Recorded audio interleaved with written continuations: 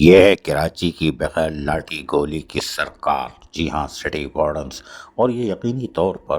اپنے فرائض احسن طریقے سے انجام دیتے ہیں اور گائے بگائے بتاتے بھی رہتے ہیں کہ یہ انسانیت کی خدمت میں پیش ہوتے ہیں۔ رمضان المبارک میں بھی سٹی وارڈنز نے مختلف شاہراہوں پر کیمپ لگائے تاکہ احترام رمضان میں جہاں روزے داروں کو ان روزہ کھلوایا جا سکے، وہیں پر پانی کی بوتلیں، جی ہاں پانی کی بوتلیں، اور اس کے ساتھ ساتھ کھجور کا بھی اہتمام کیا جاتا ہے تاکہ روزہ دار جب یہاں سے گزرتے ہیں تو ان کو فی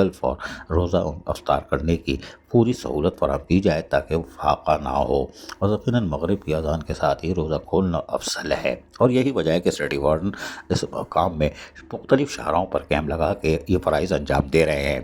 ڈائریکٹر سٹی وارڈن راجہ رستم اور ان کی ٹیم یقینی طور پر شاہراہوں پر جہاں ٹریفک کی کنٹرول کرتی ہے، چاہے آندھی ہو، طوفان ہو، بارش ہو، سردی ہو، گرمی ہو،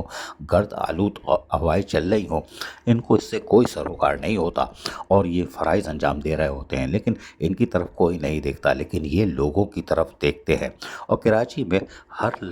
قومیت، لسانیت، مذہب سے تعلق رکھنے والے لوگ رہتے ہیں، لیکن ان کا کام جو ہوتا ہے وہ صرف انسانیت کی خدمت ہے۔ خواتین ہو، بچوں ہوں، جو بھی ہوں، موٹر سائیکل سوار ہوں، بس میں لوگ سفر کرنے والے ڈرائیور ہوں، یا پھر عام شہری ہوں جو وہاں سے گزرتے ہوں، ان کو روزہ افطار کرنے کی تمام تر سہولیات کی فراہمی کو یقینی بناتے دکھائی دے رہے ہیں۔ شاہراہوں پر یقینی طور پر یہ وہ سٹی وارڈن ہے، آج سے 10 سال پہلے یہ لوگوں سے مانگ کے ہی کھاتے تھے، یعنی کہ روز ان کو افطاری بھی نہیں ملتی تھی۔ وردی تو بڑی دور کی بات ہے، لیکن آج کل تو ان کو وردیاں بھی مل رہی ہیں، جوتے بھی مل رہے ہیں، اور یقینی طور پر یہ صاف ستھرے دکھائی دیتے ہیں، اور یہی وجہ ہے کہ وہ صاف ستھرے ماحول میں جہاں خود صاف ستھرے رہتے ہیں وہیں پر یقینی طور پر پانی کی بوتلیں، کھجور، اس سے تواضع کرتے ہیں روزے داروں کی، تاکہ یہ جا کر گھر پہنچنے سے پہلے روزہ کھولنے پہ گھر جا کے مزید افطاری کر سکتے ہیں، لیکن روزہ مکروہ نہ ہو۔ یہی وجہ ہے کہ سٹی وارڈن کامیاب ہیں۔ عزیز عارف، KBS بلدیاتی نیوز، کراچی۔